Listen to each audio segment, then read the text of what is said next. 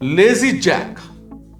Once upon a time, there was a boy whose name was Jack, and he lived with his mother on a common. They were very poor, and the old woman got her living by spinning. But Jack was so lazy that he would do nothing but bask in the sun in the hot weather and sit by the corner of the hearth or in the winter time. So they called him Lazy Jack. His mother could not get him to do anything for her and at last told him one Monday that he did not begin to work for his porridge.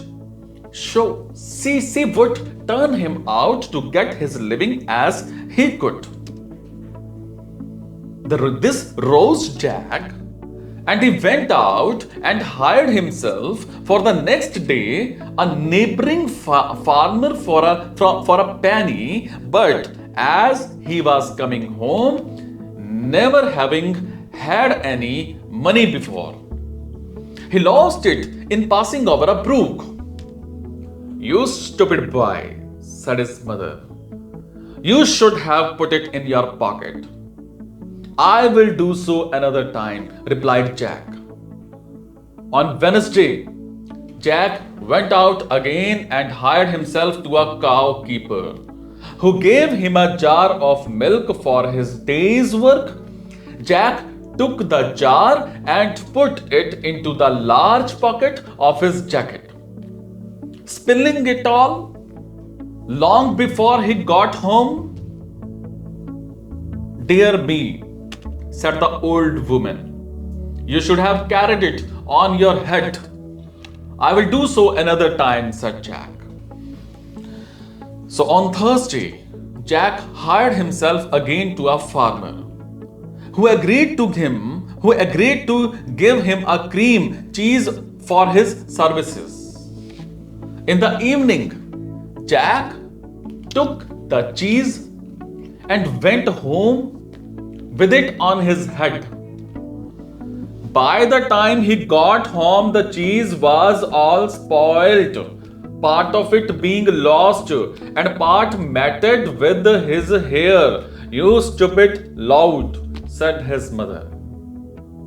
"You should have carried it very carefully in your hands." "I will do so another time," replied Jack. On Friday, Lazy Jack again went out and hired himself to a baker, who would give him nothing for his work but a large tomcat. Jack took the cat and began carrying it very carefully in his hands, but in a short time scratched him so much that he was compelled to let it go. When he got home, his mother said to him, "You silly fellow, you should have tied it with a string and dragged it along after you." "I will do so another time," said Jack. So on Saturday, Jack hired himself to a butcher. He rewarded him by the handsome present of a shoulder of mutton. Jack took the mutton, tied it to a string, and trailed it along after him in the dirt, so that by the time he had got home, the meat was completely spoiled. His mother was this time quite out of patience with him, for the next day was Sunday, and she was obliged to make do with cabbage for her dinner. "You ninny hammer," said she to her son, "you should have carried it on your shoulder." "I will do so another time," replied Jack. On the next Monday, Lazy Jack went once more and hired himself to a cattle keeper, who gave him a donkey for his trouble.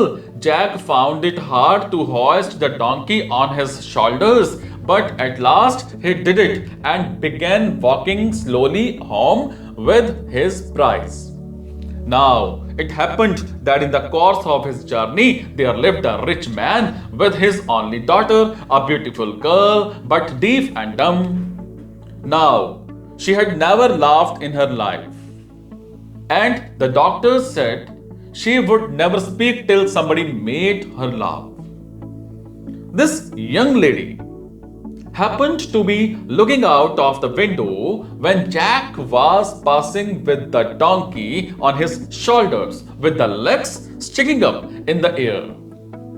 And the sight was so comical and strange that she burst out into a great fit of laughter and immediately recovered her speech and hearing. His father was overjoyed and fulfilled his promise by marrying her to lazy Jack, who was thus made a rich gentleman. They lived in a large house, and Jack's mother lived with them in great happiness until she died.